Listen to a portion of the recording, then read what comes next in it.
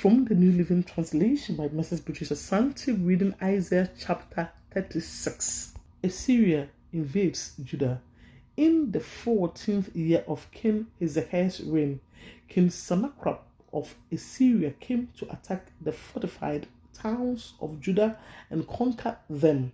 Then the king of Assyria sent his chief of staff from Lachish with a huge army to confront King Hezekiah in Jerusalem. The Assyrians took up a position beside the aqueduct that feeds water into the upper pool near the road leading to the field where clothes is washed.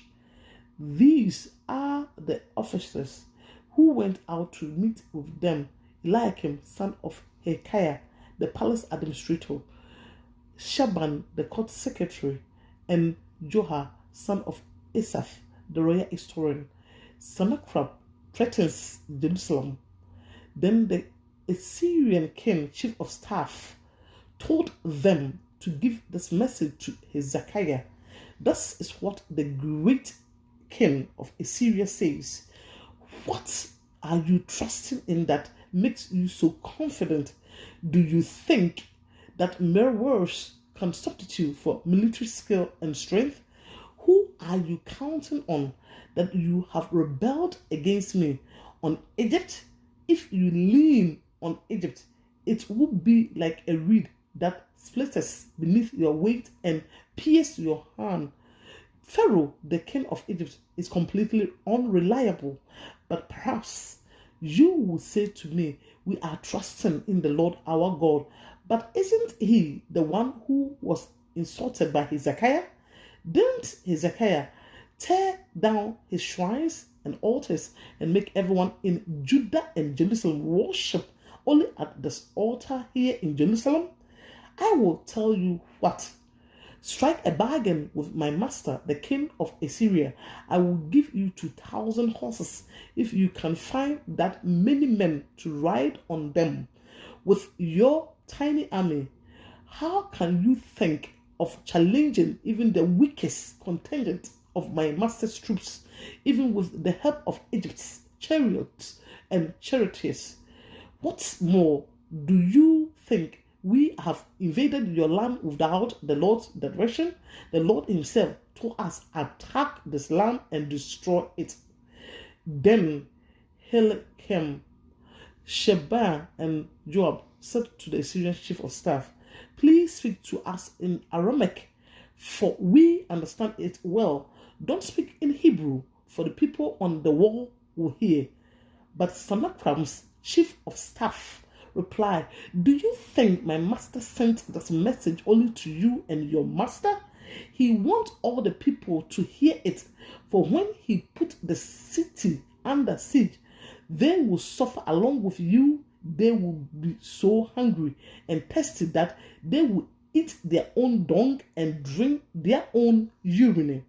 Then the chief of staff stood and shouted in Hebrew to the people on the wall, "Listen to this message from the great king of Assyria. This is what the king says. Don't let Hezekiah deceive you. He will never be able to rescue you. Don't let him fool you in trusting in the Lord by saying, 'The Lord will surely rescue us.' The city will never fall into the hand of the Assyrian king. Don't listen to Hezekiah.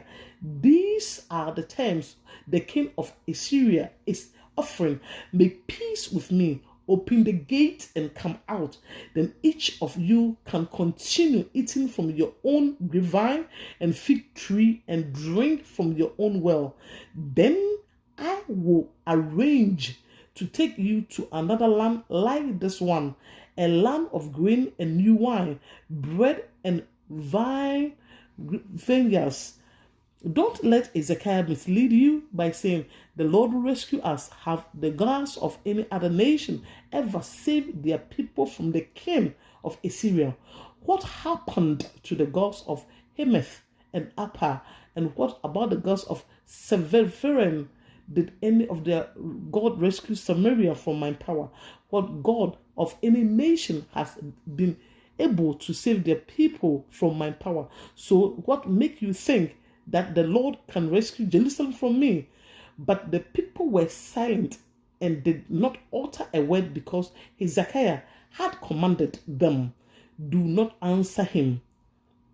Then Elkim, son of Hilkiah, the palace administrator, Shabna, the court secretary, and Joash, son of Asaph, the royal historian, went back to Hezekiah and tore their clothes in despair, and went in and see the king and told him what the Assyrian chief of staff had said. Amen and amen.